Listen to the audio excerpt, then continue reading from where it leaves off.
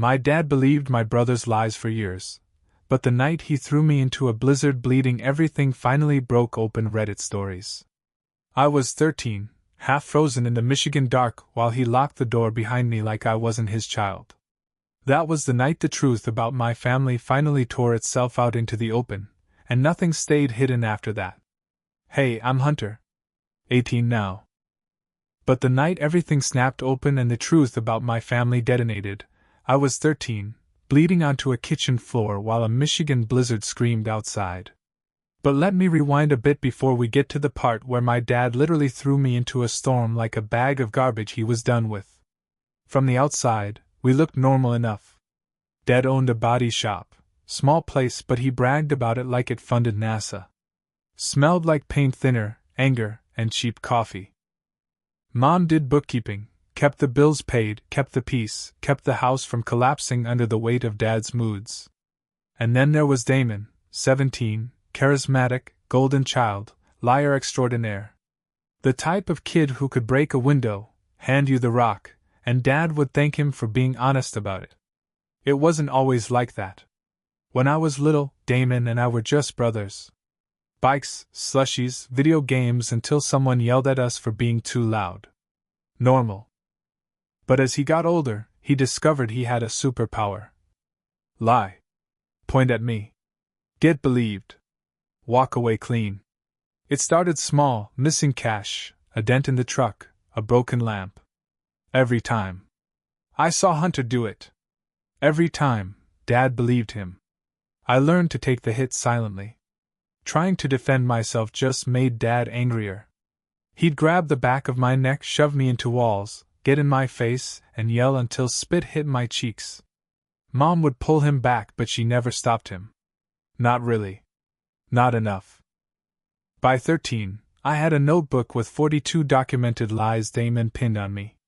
Dates, times, punishments. Proof that my life had become a courtroom where the verdict was always the same: guilty. I didn't even bother fighting it anymore. Then December came. Snow thick as carpet. Mom left for Grand Rapids because Grandma was in the hospital. That left me alone with Dad and Damon for a full week. The house got darker without Mom in it. Even the walls seemed to brace for impact. On Thursday, Dad came home early, always a bad sign. I heard my name, not spoken, but bellowed, the kind of sound that makes your insides shrink. I walked upstairs and saw the war zone already staged. Damon on the couch doing his best tragic hero face. Dad pacing like a bomb about to go off. And on the coffee table, Grandpa's watch. The Omega Seamaster Dad kept locked away like a holy relic. Shattered crystal, twisted band, dents everywhere. Destroyed. Hunter, he growled. You think you can steal from me? Break the last thing my father left me? My brain blanked. I didn't touch it. Dad leaned in, face red and shaking. Damon saw you. Yesterday. Coming out of my room. And there it was, the lie that would almost kill me. Damon didn't even look ashamed. He looked bored.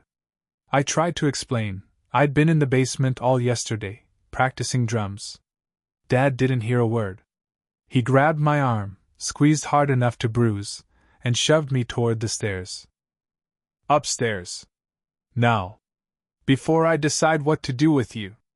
And that was the moment I realized something terrifying. Damon wasn't just lying for convenience anymore. He was escalating. And Dad was ready to believe anything that hurt me.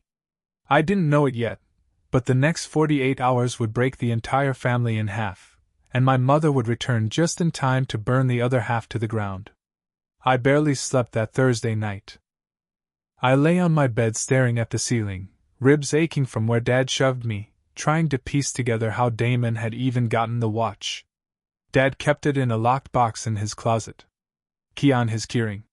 Damon either stole the key or picked the lock. Either way, he planned this. And he smashed it. On purpose. With a hammer, according to the jeweler Dad would call the next day. All to frame me. Friday morning, Dad didn't even let me go to school. I was on house arrest. Room only. Bathroom breaks timed like prison. I listened to everything happening downstairs. Dad ranting into the phone with jewelers. Dad cursing about money. Dad complaining about the shop. Damon playing the perfect son, cooking for him, offering to help. Dad praising Damon for being responsible and trustworthy. Around noon, I heard Dad say it. She says Hunter didn't do it. Says Damon must be lying. He was talking to Mom. My throat tightened. Even from 4 hours away, dealing with her dying mother, she still knew me better than Dad ever tried to. But instead of calming him, that made him angrier. She's taking his side, he snapped. She always coddles him. I'm sick of it. Footsteps thundered up the stairs. My door flew open so hard it hit the wall. Downstairs. Now. My stomach dropped. He was vibrating with rage, face red, jaw clenched, fists already balled.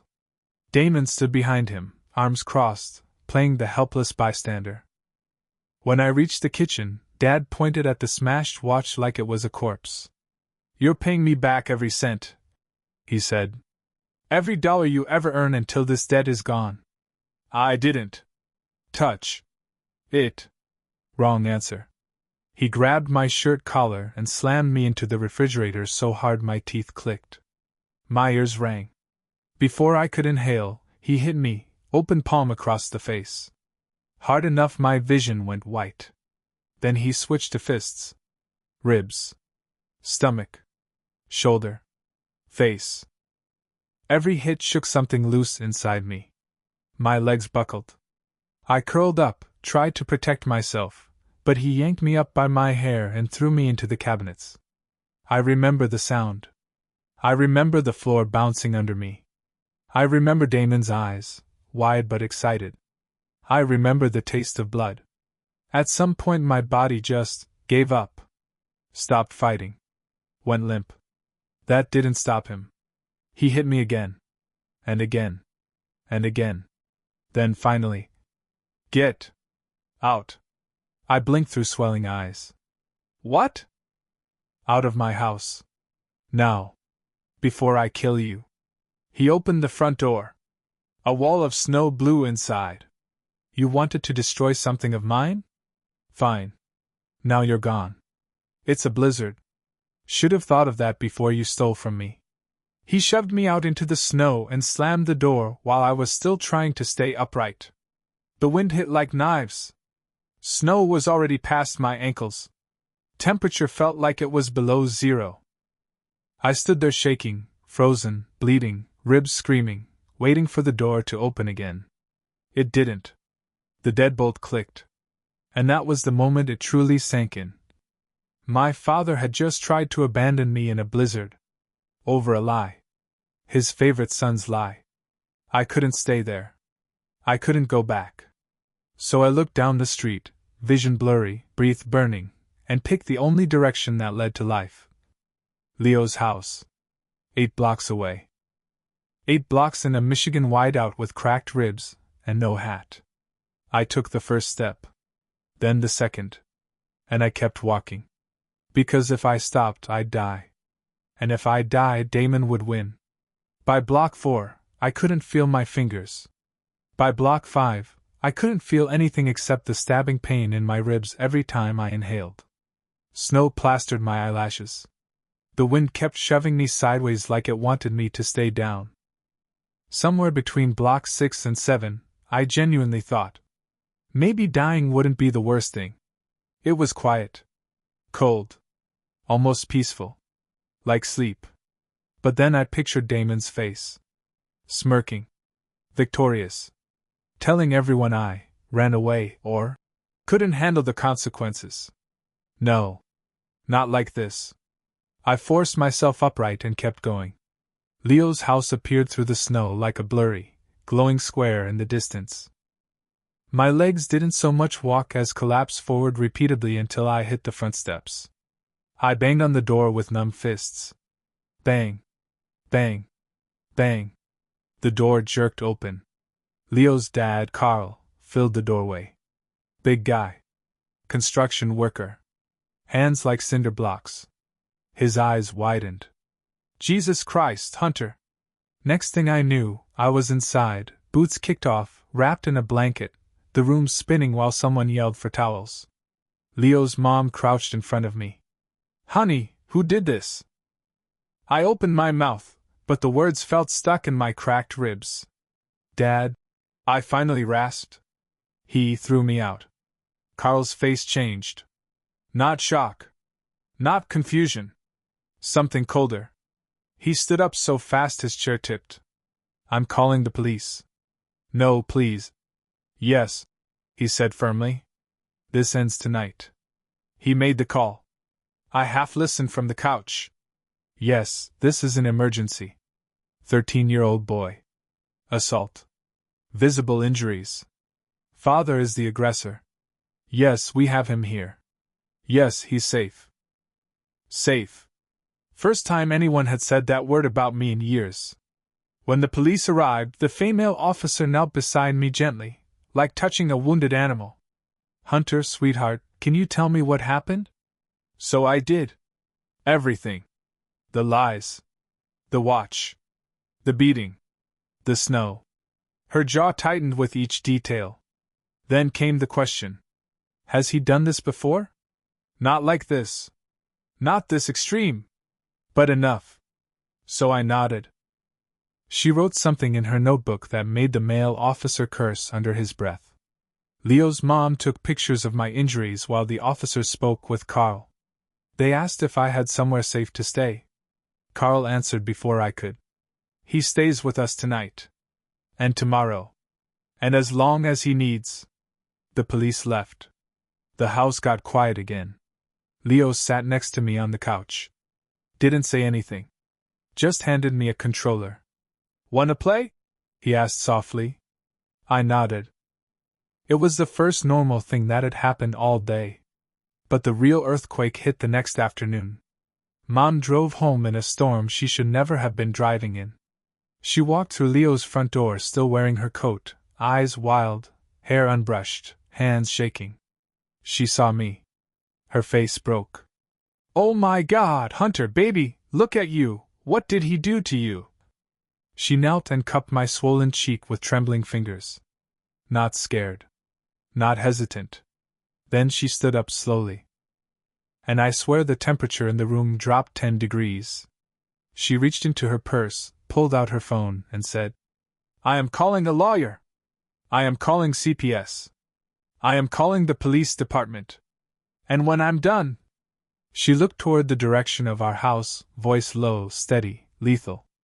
I'm going to burn your father's entire life to the ground. That was the moment everything shifted. That was the moment I realized my mother wasn't powerless. She'd just been waiting for the moment she could destroy him legally and completely. And she was about to teach my father what a real reckoning looked like. Mom didn't go home that night. She didn't sleep. She didn't sit down. She just worked the phone like she was running a war room. I listened from Leo's couch, wrapped in blankets, body throbbing with every breath. Call 1. Her divorce lawyer. File immediately. Emergency custody. He beat my son and threw him outside in sub-zero weather. No, I am not waiting. File it tonight. Call 2. CPS. Yes, I can give a full statement. My son is with a safe family. No, he is not going back there. Ever. Call 3. The police sergeant. Officer Ramirez took my son's report. I want charges pursued. Full charges. Her voice was shaking, but not weak. No, this was rage focused into something surgical. Call 4. The hospital in Grand Rapids where her mother was being treated. My mom is stable? Good. My son isn't. I'll come back when he's safe. Call 5. Someone I didn't recognize. But I'll never forget what she said. Freeze every joint account. Freeze the credit lines. He is not clearing anything out before the divorce filing hits his doorstep. She hung up, took a breath, and then she walked over and sat beside me. Hunter, she said softly, I'm so sorry. And I believed her. Not like when people say it as a reflex. She looked hollow, furious, ashamed, like she was ready to tear her own heart out for letting this happen. I should have protected you better, she whispered. I should have stood up to him years ago. I should have listened every time you tried to tell me something was wrong. I shook my head, ribs aching with the movement. It's not your fault. Yes, she said firmly. It is. I kept hoping things would get better. I kept hoping your father would calm down. I kept hoping Damon would grow up. And while I was hoping, you were getting hurt. Her hands curled into fists. No more hoping. Now I act. By the time morning hit, the legal grenade she'd pulled the pin on was already bouncing through Dad's world. He just didn't know it yet. At 10:15 a.m., there was a knock on Leo's door. CPS. A police officer. A court courier with paperwork. The officer spoke first. Mrs. Parker? Hunter is now under your sole emergency custody. Your husband is legally prohibited from contacting him. Mom signed the forms with steady hands. CPS interviewed me again. Asked about past incidents. Showed me pictures Leo's mom took.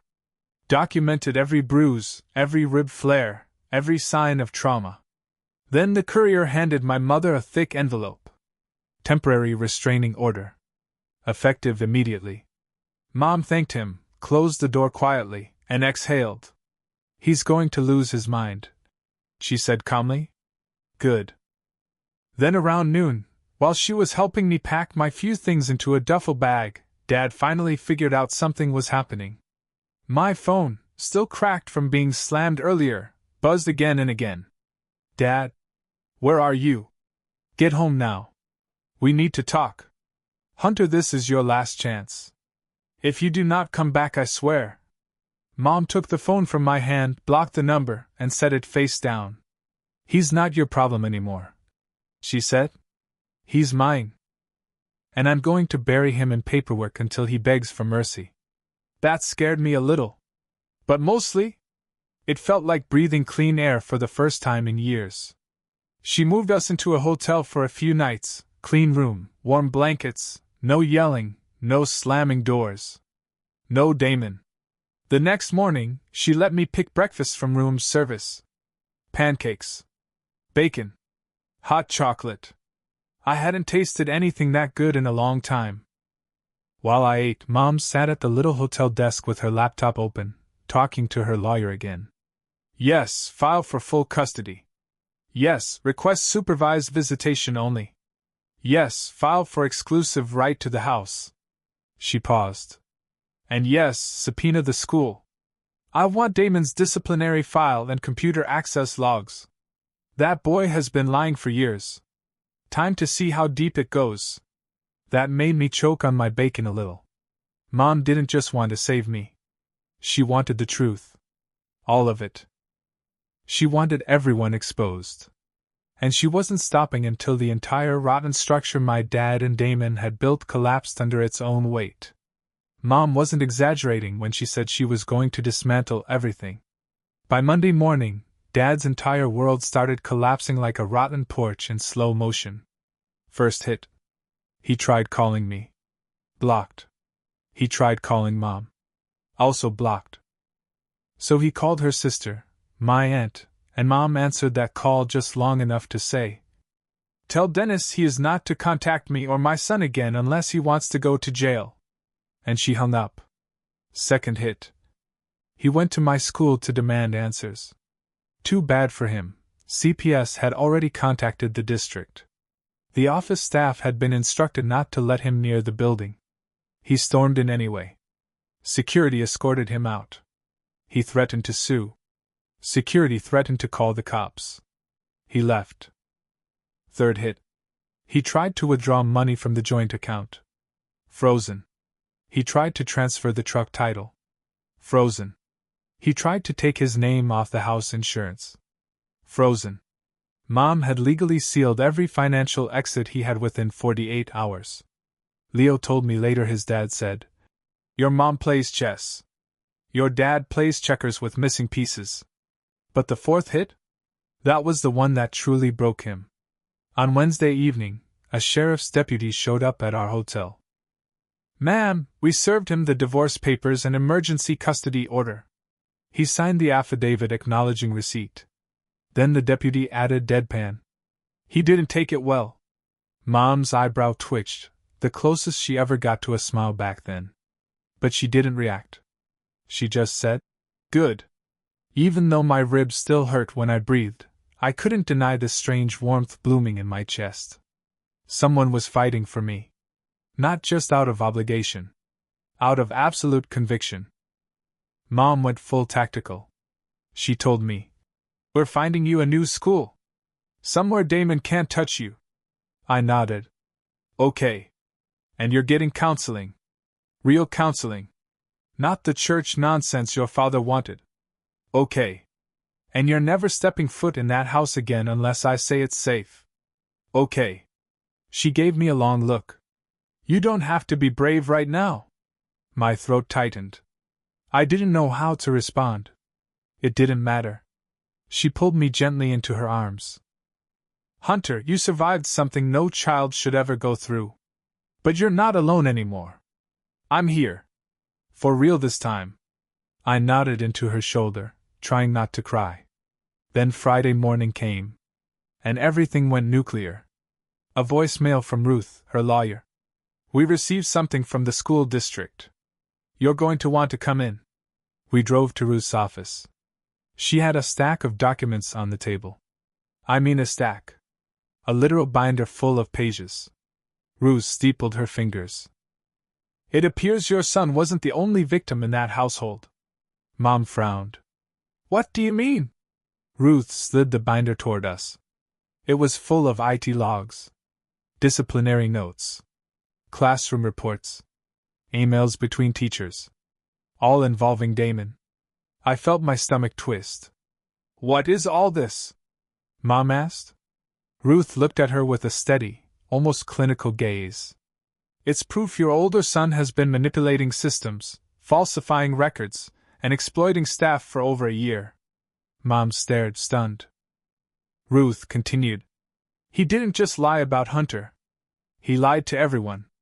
And he did it with the confidence of someone who has never been held accountable." Mom leaned back slowly. "Oh my God!" she whispered. "What did he do?" Ruth opened the binder to a flag page. "Everything," she said simply. "He did everything." And then she looked at me. "Hunter, are you ready to take some of your power back?" My heart thudded. Because I knew exactly what she meant. Mom wasn't just burning Dad's world down. She wanted Damon exposed too. Fully. Completely. No more shadows. No more lies. No more easy escapes. And for the first time in my life, I wanted that too. Ruth turned the binder so it faced me and Mom. Page after page of Damon's name. Infractions. Suspicious grade changes. Teacher complaints. Computer access logs showing someone using an account they absolutely should not have had access to. Mom's jaw tightened with every page. But Ruth wasn't done. She pointed to a highlighted column. "These are timestamps from the school's grading portal. Do they look familiar?" I felt my breath catch. They matched the entries in my notebook, the ones where Damon framed me for something and Dad punished me because. Damon's a good kid who wouldn't lie. Every time Damon accused me. Every time Dad believed him. Every time I got shoved, slapped, grounded, humiliated. Damon had been busy somewhere else altering grades, erasing absences, fabricating fake achievements. He'd built an entire alternate academic reality for himself. Mom's voice was barely above a whisper. He was doing all this, while Hunter was getting blamed. Ruth nodded. And now the district is pressing charges. Mom blinked. Criminal charges? Yes. Computer fraud. Academic tampering. Identity misuse. If he were 18, these would be felonies. Mom leaned back, stunned. He's 17. Which means, Ruth said, juvenile court. But if he keeps going down this road, he'll graduate to the adult system very quickly. I didn't feel vindicated. Not yet. Just numb. Like my brain was trying to restart after years of being told somehow it was always my fault. Ruth closed the binder gently. Hunter, you've endured abuse from both your father and your brother for years. This is not retribution. This is accountability. Mom looked at me. Her eyes were soft, but serious. Honey, we don't have to pursue this. You say the word, and we'll walk away from this part. Damon will still face consequences from the school, but we won't press anything further. My chest tightened. Mom wasn't pushing me. She was letting me choose. For the first time ever.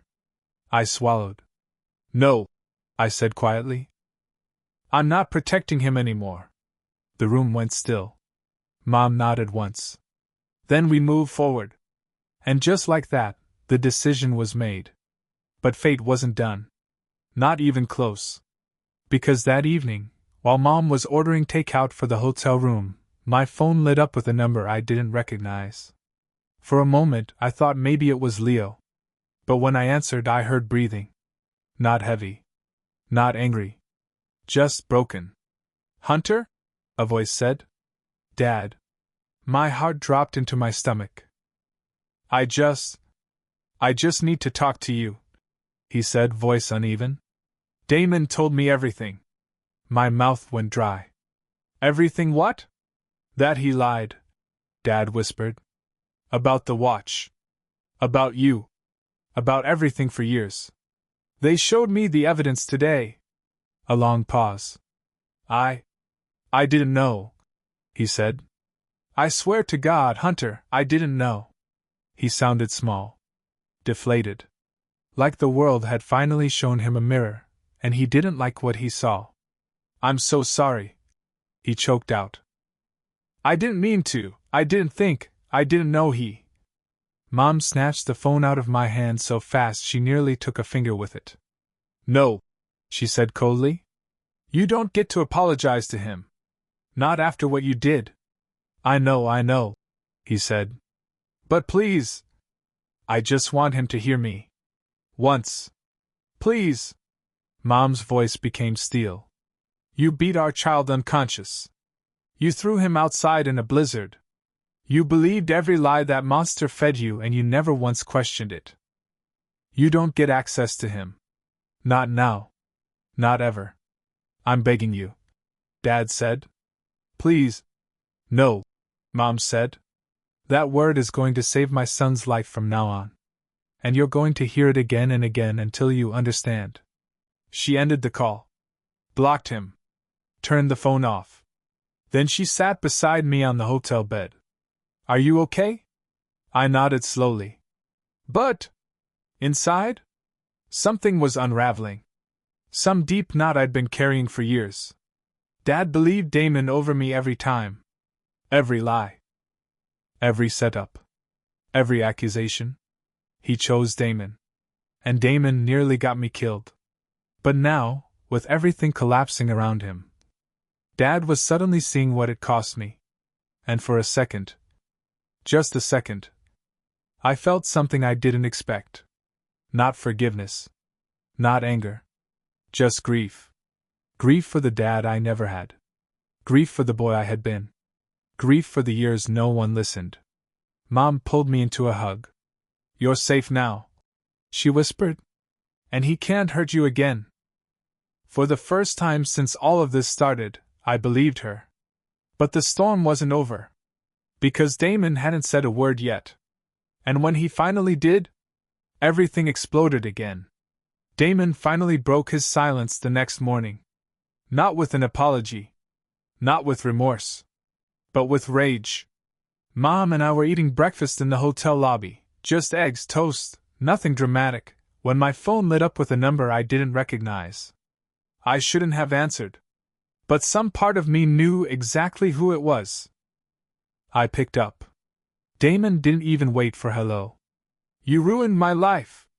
The volume made people in the lobby turn. My stomach clenched. I didn't ruin anything, I said quietly. You did. Oh, shut up, Damon snapped. You think you're some hero now? Mom's golden boy? You're nothing, Hunter. Nothing. And you always will be. Mom reached for the phone, but I shook my head. I wanted to hear this. I lost my college acceptance, Damon shouted. Do you know what that means? Do you? Yes, I said calmly. It means actions have consequences. He let out a bitter laugh. You set me up, he hissed. You've been out to get me for years. Don't think I don't know what you're doing. I didn't touch your grades, I said. You did. I didn't destroy the watch. You did. I didn't lie. You did. You little freak. He spat. You tattled to Mom. You tattled to the school. You TT. His voice cracked. That's when I realized something. Damon didn't sound angry. He sounded terrified. His entire identity, perfect son, perfect student, Dad's favorite, untouchable, was collapsing. And he couldn't blame Dad. Couldn't blame the school. Couldn't blame himself. So he blamed me. You think this makes us even? He snarled. After everything? After Dad. His words cut off. Silence. Then quieter shaking. You should have just taken it. You always took it before. My blood went cold. He expected me to keep taking it. All of it. The lies. The punishments. The beatings he caused. The years of being the scapegoat so he could be the golden child. Mom stood up, walked over, took the phone. Her voice was glacial. You listen to me, Damon. Silence on the line. You are never to contact Hunter again. Not by phone. Not online. Not in person. Not through anyone. He tried to talk. Mom didn't let him. You almost got your brother killed. And you didn't care. You watched it happen. Her voice cracked, not with sadness. With fury. You are sick, Damon. You need help. And you're not going to get it from us. Not anymore. His voice came back, small now. Mom, please. No. Just one word. But it hit like a hammer. She ended the call. Blocked the number. Sat back down beside me. For a few seconds neither of us spoke. Then Mom whispered, I should have stopped him years ago. I shook my head. He hid it. He manipulated everyone. You too, she said softly. Especially you. Because you're kind. And he used that against you. My throat tightened. But before I could answer, her phone rang. Her lawyer, Ruth. She put the call on speaker. Just got news, Ruth said. Your husband's attorney called. He wants to negotiate. Mom raised a brow. Why the sudden urgency? Ruth actually chuckled. Because the school district filed a criminal referral for Damon this morning. And your husband is terrified of what a trial will reveal. Mom nodded slowly. Good. Let him sweat. Ruth continued. He's willing to give you the house, half his retirement, full custody, and child support without contest. Mom blinked. That's everything. Yes, Ruth said. He knows he'll lose in court. Badly. Then, there's one more thing. Mom stiffened. What now? He wants one supervised visit with Hunter before the divorce finalizes. My breath stopped. Mom looked at me. Then back at the phone. No, she said immediately. But Ruth cleared her throat. Legally, we can deny it. But strategically, it might be wise to allow one supervised visit. In a controlled space. He'll sign the rest of the settlement faster. Mom didn't even hesitate. No. My son is not a bargaining chip. It's up to Hunter. Ruth cut in. Mom froze. Slowly, she turned to me. Her eyes were soft. Worried. Protective. You don't owe him anything. She whispered. Not 1 second. Not one word. And I didn't. But something in me. Some piece of the kid who had spent years trying to be good enough. Wanted closure. I swallowed hard. I'll do it, I said quietly. One visit. Supervised. Mom closed her eyes, pained. Are you sure? I nodded. Because for the first time ever, he didn't get to define the conversation. I did. And I was ready. Or at least, I needed to be. Because that final meeting? It wouldn't go how anyone expected. I thought the supervised visit with my dad would be the last ripple, the final disturbance before the water finally went calm. But life doesn't clean itself up that neatly. 3 weeks later, the high school held its spring music showcase, my first real performance since everything fell apart. New school, new band, new life. Mom sat in the front row with Leo's parents, all of them filming like I was about to headline Madison Square Garden. I was backstage with my sticks tapping lightly against my knee, running the rhythm in my head, when a teacher poked her head in. "Hunter? There's someone here asking for you." My stomach dropped. But it wasn't Dad. It was Damon. Standing outside in the sunlight, hands shoved deep into the pockets of a hoodie that was 2 sizes too big, face thinner than I'd ever seen it. Not confident. Not smug. Just small. He looked up when I stepped outside. For a moment, neither of us said anything. Just wind, the muffled buzz of conversation from inside, and the faint thump of bass through the gym wall. Finally, he spoke. "You really ruined my life." I almost laughed. Almost. I crossed my arms. "I ruined your life? Damon, you destroyed your own future. I just stopped you from dragging me down with you." He looked away. His jaw tightened. "Dad says you turned Mom against us. Says you lied?" I shook my head. "Dad's still lying to you." "He'll lie until he loses the last person who'll listen." He didn't argue. Not this time. He kicked at the pavement once, swallowed, then said, "Why'd you have to go that far? The school, the recordings, everything. You could have just kept your head down." There it was. The old Damon. The one who honestly believed he was entitled to ruin me, as long as I didn't make a big deal of it. I stepped closer. "Because you didn't just screw with my grades. You watched Dad beat me. You watched him throw me outside in a blizzard. And you smiled." His face twitched. A tiny crack. I didn't think he'd go that far." "Yeah," I said softly. "That's the problem. You don't think. You just do whatever gets you ahead." He finally met my eyes. "Do you hate me?"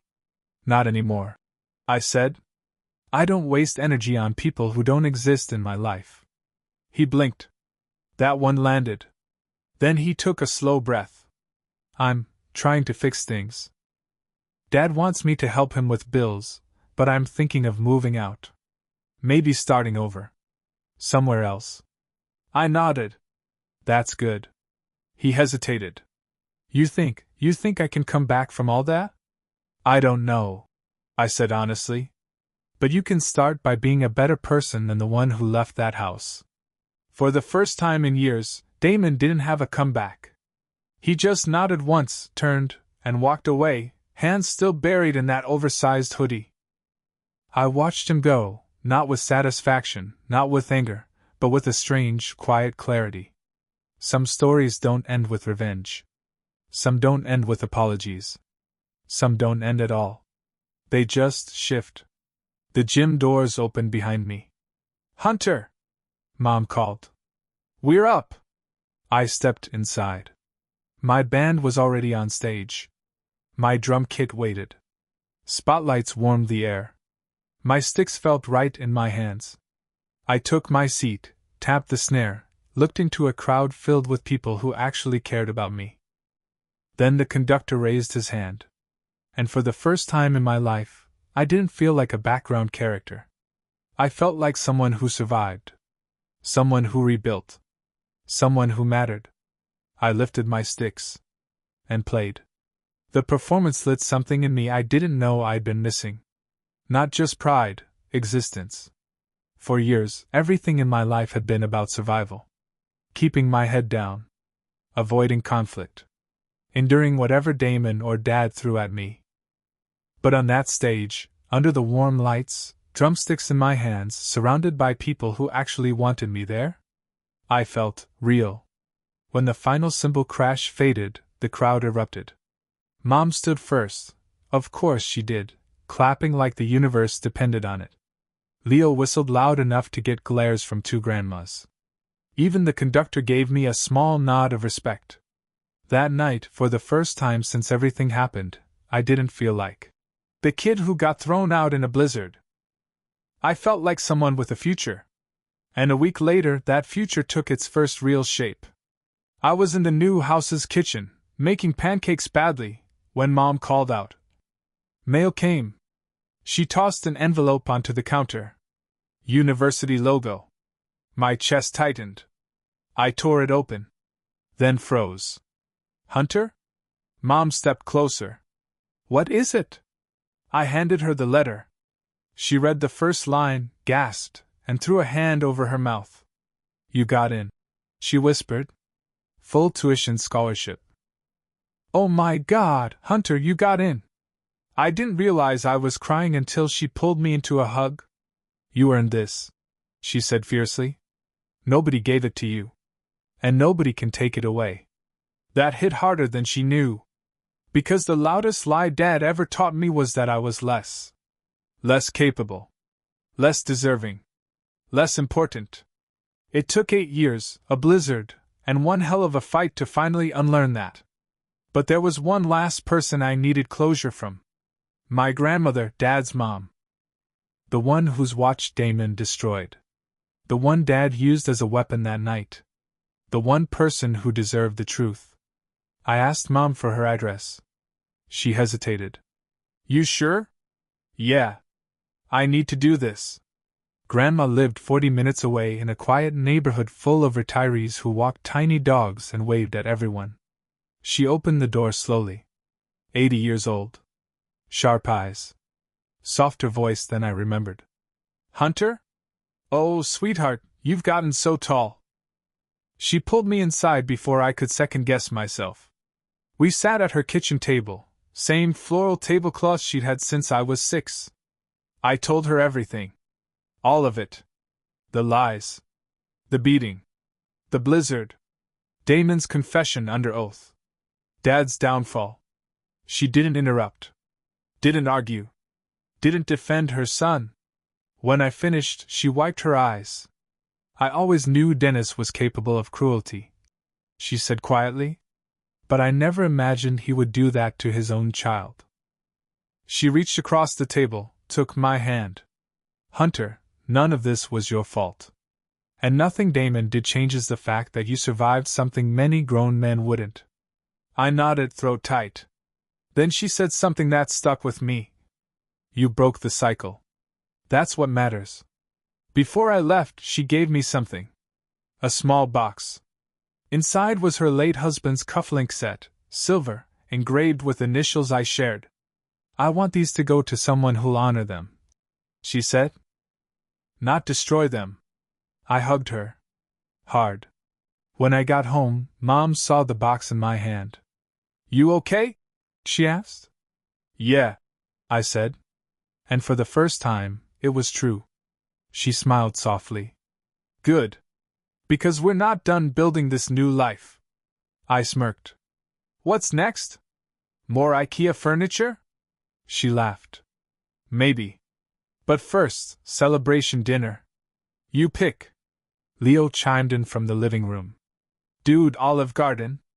Breadsticks for days. Mom sighed. God help me. I looked around our new house. Warm. Light. Safe. My house. My life. My future. Survival wasn't my story anymore. This was rebuilding. Thriving. Becoming. And Dad and Damon? They weren't even characters in the next chapter. Just shadows in a story that no longer belonged to them. The night before I left for college, Mom and I sat on the porch steps of our little house, the one we built our new life in. Crickets humming, warm summer air, that quiet peace you only appreciate after surviving chaos. She nudged my shoulder. You ready? I smiled. Yeah. I think I finally am. Inside, my bags were packed. Drumsticks sticking out the side pocket. Grandma's cufflinks tucked safely into my backpack. Proof of where I came from, and where I was going. My phone buzzed once. A number I didn't recognize. Damon. A single text. I'm trying to be better. I hope you have a good life, Hunter. I stared at it for a long moment. Then I deleted it. Not out of anger. Out of closure. Because my life wasn't tied to his anymore. Or Dad's. Or the house where I spent years trying to survive. Mom slipped her arm around me. You know, she said, I'm proud of you. Not for what you've done. For who you've become. I swallowed hard. Thanks, Mom. The next morning, as we drove toward campus, sun rising behind us, I felt something lift, something heavy that had lived in my ribs for years. For the first time in my life, the future didn't scare me.